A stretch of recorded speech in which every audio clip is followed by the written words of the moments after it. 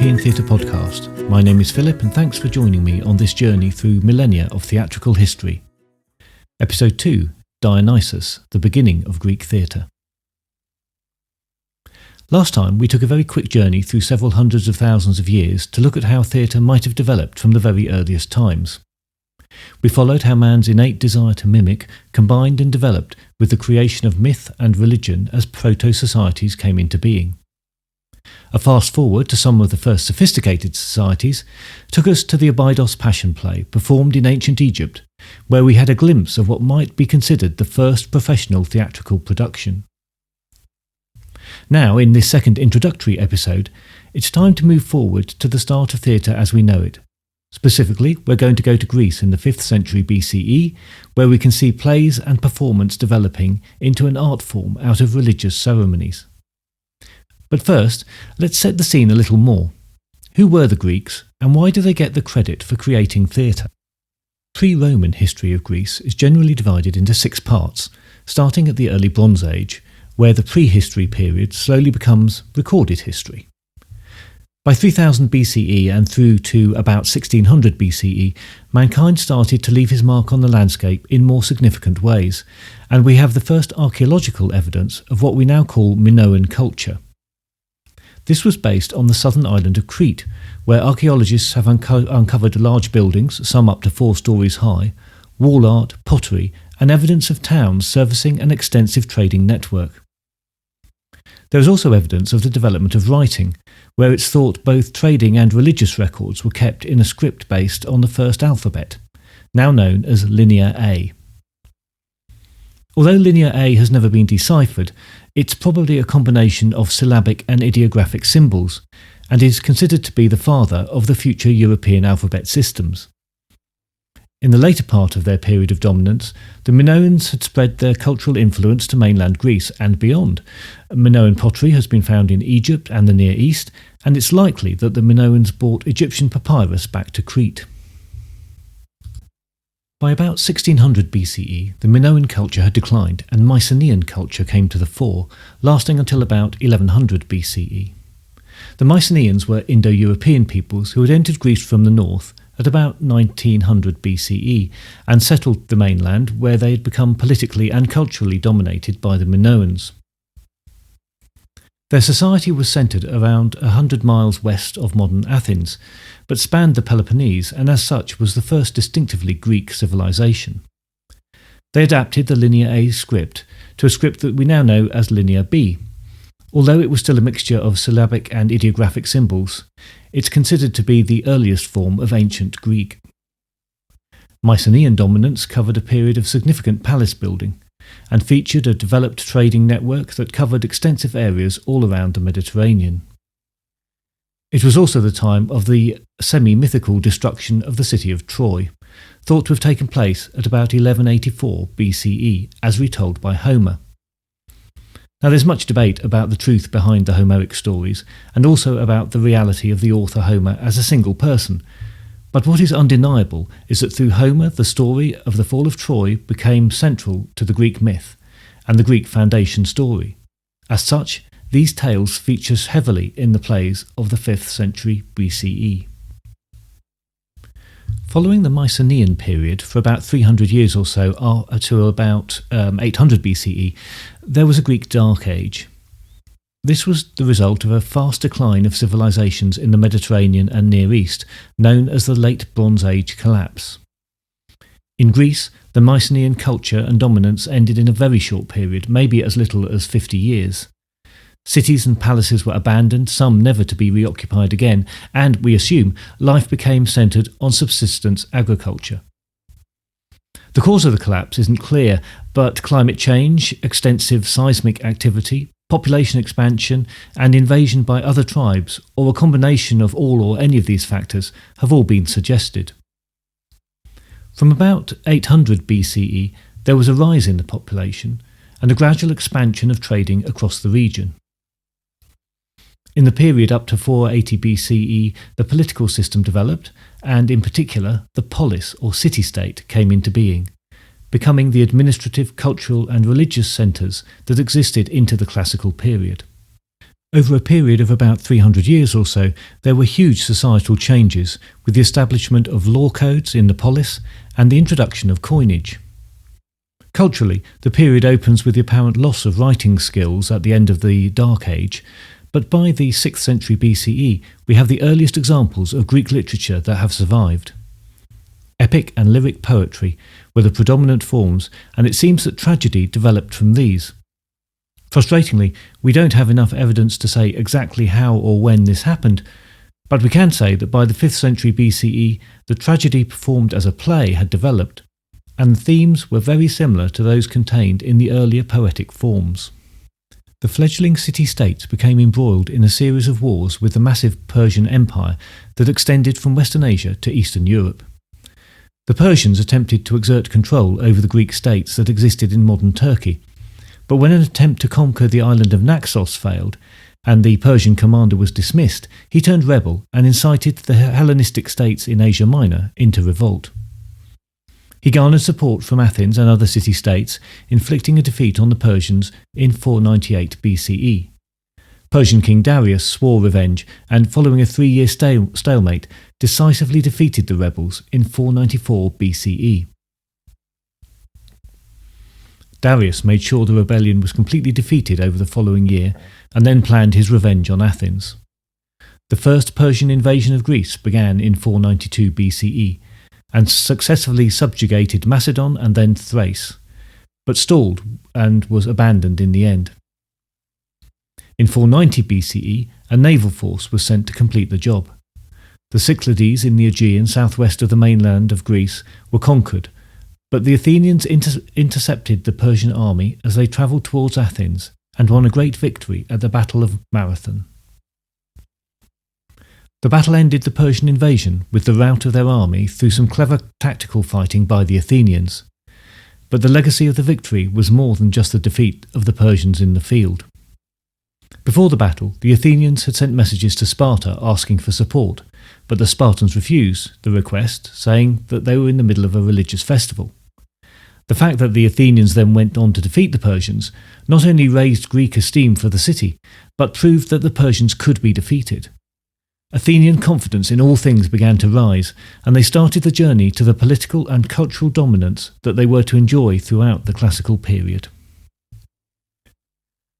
So by the 5th century BCE, there was no concept of a unified Greece, but the polis was established, controlling a town and its surrounding villages, and in some cases, such as Athens, also having some influence over affiliated city-states. As cultural and religious centres, the polis was the home to the festivals that produced the plays that we still know today. But one of the first misnomers we have to deal with is our naming convention. What we refer to as Greek theatre or ancient Greek theatre was in fact all of one place. All the examples we have today come from Athens, so we are really talking about ancient Athenian drama. There are references to other festivals in other cities producing plays, but we have no knowledge of them in any sort of detail. We draw a lot from a very few complete examples from one particular place, but it's all we have.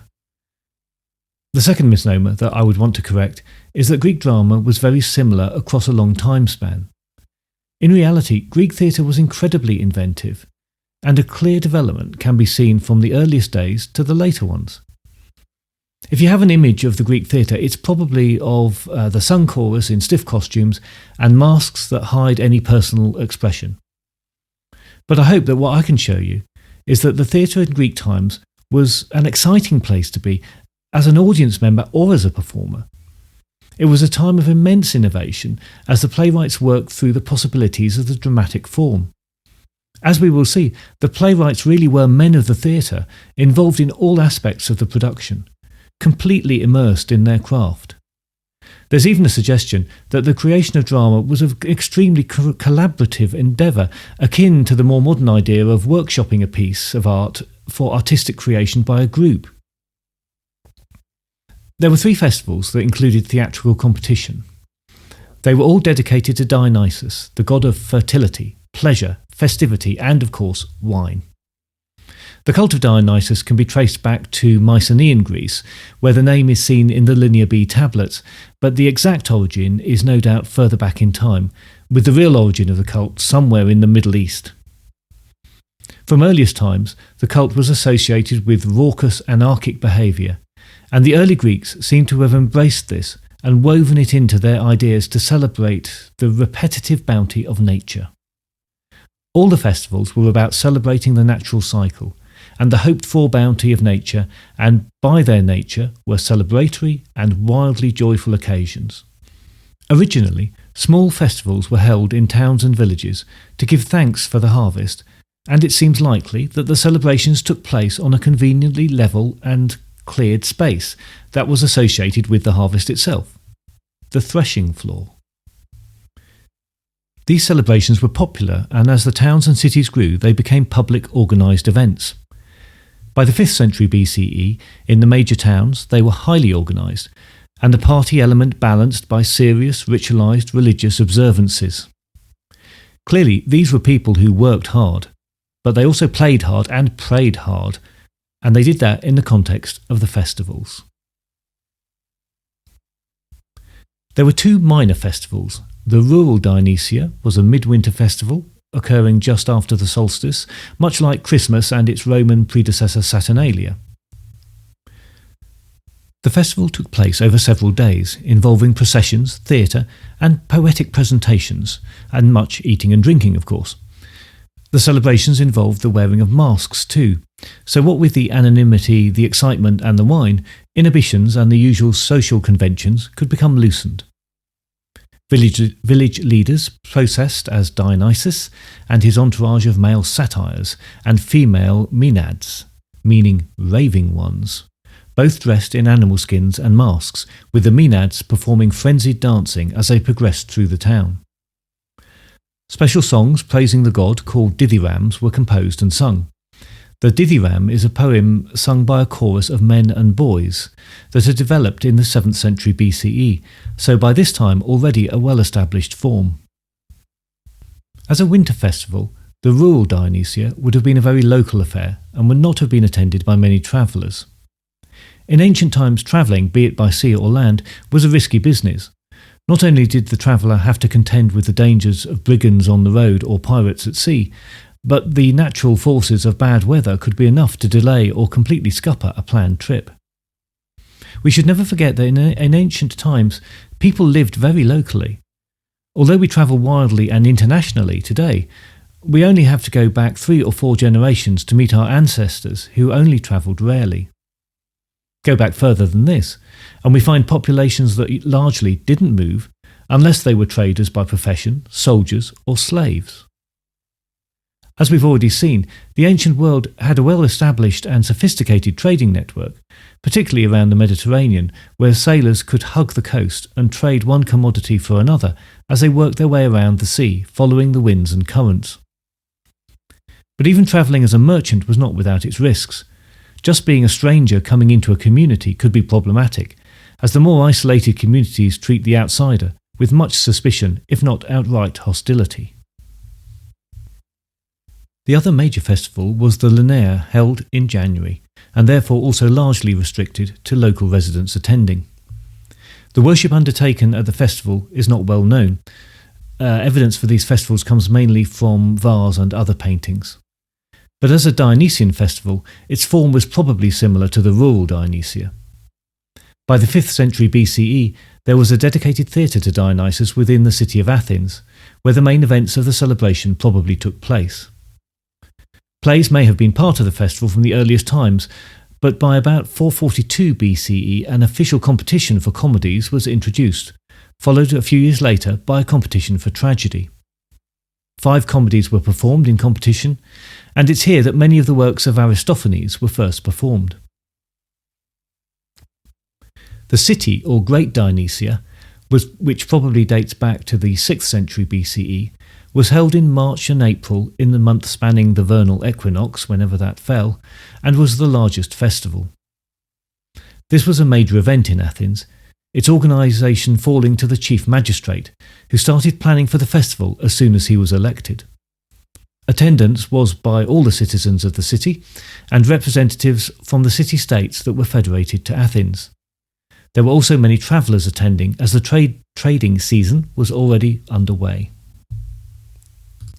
The festival was part fertility rite, part party, part religious celebration, and partly just showing off the wealth of Athens.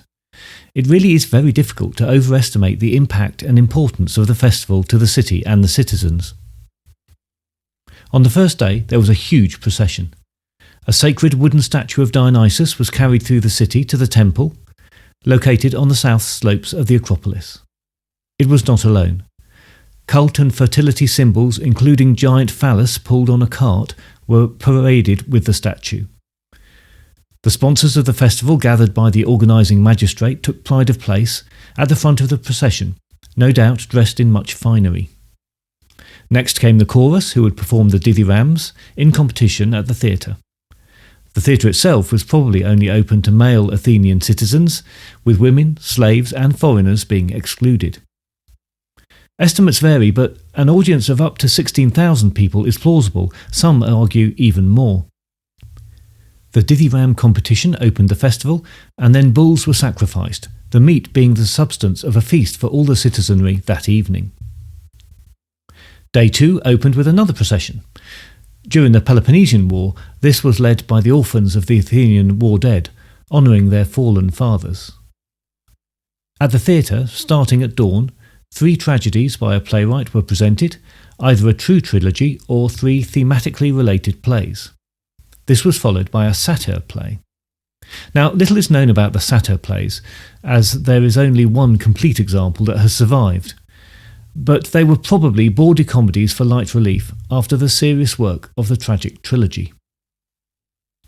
The next 2 days followed the same pattern: early procession, 3 tragedies, satyr play. Then, no doubt, more eating and drinking to set you up for the next day. So we have a series of daily processions with much drinking of wine and some exuberant behaviour, as the usual social restraints were loosened. Then the men get to see 3 tragic plays, which, are shorter than your average Shakespeare by quite a long way, but still, they're sitting on a stone terrace or a wooden bench in the warming day, having got up early after a night of drinking. Personally, I find this hard to get my head around, but that's how it worked, and it was an integral part of Athenian cultural and political life. This, I think, speaks to the Athenian attitude to their home and fellow citizens. In this fledgling democracy, every man's vote, and sorry ladies, it was still at that time only men, really did count towards the way the city was governed, and that fed into the way your religious observances were maintained and how you were entertained. Attendance at the theatre at the festivals was part of your public duty. We can only hope that it was a pleasure and an honour, not just a duty. But I guess if you thought the plays were not as good as last year's, and you had a sunburn and a sore backside by the end of the day, at least there was a promise of a good drink and a feed, and maybe you could get a dance or even a quick fumble with some girl that you wouldn't normally be allowed to socialise with. One can only guess at the collective hangover that the city woke up to after the last day of the city Dionysia. So although there is some scholarly disagreement about the exact content and form of the festival, and it altered somewhat over the years, there is generally agreed a pattern of a playwright presenting 3 tragedies and a satyr play in competition over 3 days. It's from this mould that we get the extant Greek tragedies. The later days of the festival featured comedies, but these and the competition structure that surrounded them is not documented. It's a sad truth that only about 1% of the cultural output from the classical period has survived. So the best evidence we have suggests that the prayers to Dionysus, performed by a group of men in a village setting who may have been local priests, morphed into the formalised dithyramb, to which some movement became added over the years. Then the prayers were expanded on through the influence of lyric and epic poetry to include mythic tales, and this then developed into the earliest form of tragedy.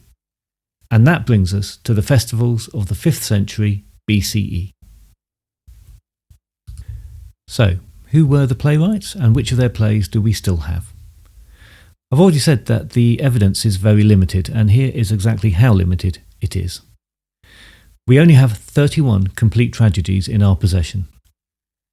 but there is reference material that shows there were many, many more plays written. Unfortunately, for these we only have fragments, titles, or descriptions to go on. Working chronologically, first there was Aeschylus, born about 525 and lived until about 456 BCE. Prior to this, there is little evidence of the plays that must have existed, and we can only make inference of their content through their successors and from some brief descriptions and fragments. So Aeschylus is a good starting place. Only 7 of his plays survive, but these include the Oresteia trilogy, the only surviving trilogy and one of the most popular Greek plays today.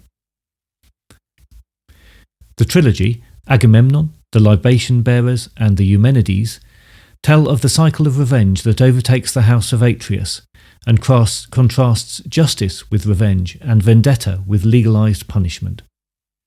The trilogy won the Tragedy Prize at the City Dionysia in 458 BCE, and we'll look at the Oresteia in more detail in a future episode, as well as some of his other plays. Sophocles had a writing career that overlapped with Aeschylus. His dates are about 495 to 406 BCE. Of the more than 120 plays he wrote, only 7 survive. To his contemporaries, he was the most popular playwright if judged by victory in the competitions. He completed 30 times, winning 24 times, and came second on the other occasions. By contrast, Aeschylus won 13 competitions and Euripides only won 4. The best-known works of Sophocles are his plays Oedipus Rex, Oedipus at Colonus, and Antigone. These are often put together as the Theban plays, but they are in fact plays from 3 different trilogies whose partners are now lost. With the work of Sophocles, we can begin to see character development, and in Antigone, an interesting portrait of a woman against the state. Euripides completes this trilogy of poets. His dates are 480 BCE to 406 BCE, and he's almost exactly contemporary with Sophocles, another prolific writer. Attribution to some of his works is problematic, but it's generally accepted that he wrote over 90 plays, of which 17 survive. The fact that more of his tragedies survived is down to his popularity during the later Hellenistic period, where he stood alongside Homer and Menander, a writer of comedies, as a mainstay of literary education amongst the ancients. His plays are not only packed with very human characters faced with monumental actions, but characters that take on a complexity not seen before. Perhaps these days Medea is the most well-known of his plays, but we see his influence permeating theatrical history throughout the ages, and not just in tragedy, but in comedy too. Greek comedy is generally divided into Old and New. Aristophanes, 446 to 388 BCE, is our main source for Old comedy. We have 11 mostly complete plays out of about 40 that have been attributed to him. His comedy is full-on satire and ridicule, bordering on slander. The plays are harder for us to appreciate as the themes and targets are very current and specific, whereas the tragedies contemplate more universal themes that still resonate today. Perhaps Aristophanes' best-known play today is Lysistrata, where the women withhold sex from the men until they negotiate the end of the Peloponnesian War. Given that Athens had suffered significant defeat in the war only a couple of years earlier, the audience's reaction, bearing in mind that some of that audience would have been veterans of recent campaigns, must have been interesting. Then we have to jump to Menander, 342 to 291 BCE, as our source for new comedy. His output of 108 known plays and good reputation through the early Roman period, but very few successes at the festivals. He won the Linnea Festival only 8 times and came last in the Great Festival twice, suggests that he had a wider following through the Hellenistic world, whatever the Athenians thought. New comedy focuses on the domestic, using fictional characters to satire society in general, rather than launching personalised attacks on individuals, as was the way with old comedy. Menander lived in a period of dictatorship where criticism was less tolerated, so much safer to tell entertaining stories of wily merchants, cruel fathers, young lovers united after mild jeopardy. So we only have 5 playwrights to represent about 300 years of theatre. But from the perspective of the 21st century, they are titans of the theatre, each reaching into the future and influencing the theatre we enjoy today in different ways. The creative cauldron for their plays was very different from today, but at the heart of it, they were exploring the human condition in the same way great drama has done through the subsequent centuries. Their pre-Christian worldview was very different from ours. The gods were multiple, fickle, potentially cruel, and in many ways very human. Forgiveness wasn't expected from them, but still men and women pitted themselves against their gods and fate. That can be seen as heroism or hubris, and both exposed the status of the individual and of the state to the watching audience. The personal, the political, and the religious were closely entwined, particularly in tragedy and old comedy, but that was a perfectly normal state for the society of this period. Next time, we'll take a deeper dive into the theatrical experience for the ancients. The experience was part of the festivals, but what was it like to visit the theatre? And how did the presentation and staging work? And what language developed around the performing art? And a lot of that will sound very familiar if you know something about the theatre of today. I look forward to your company next time, but if you have any comments or concerns in the meantime, you can contact me by email at thoetp@gmail.com or via Twitter at thoetp.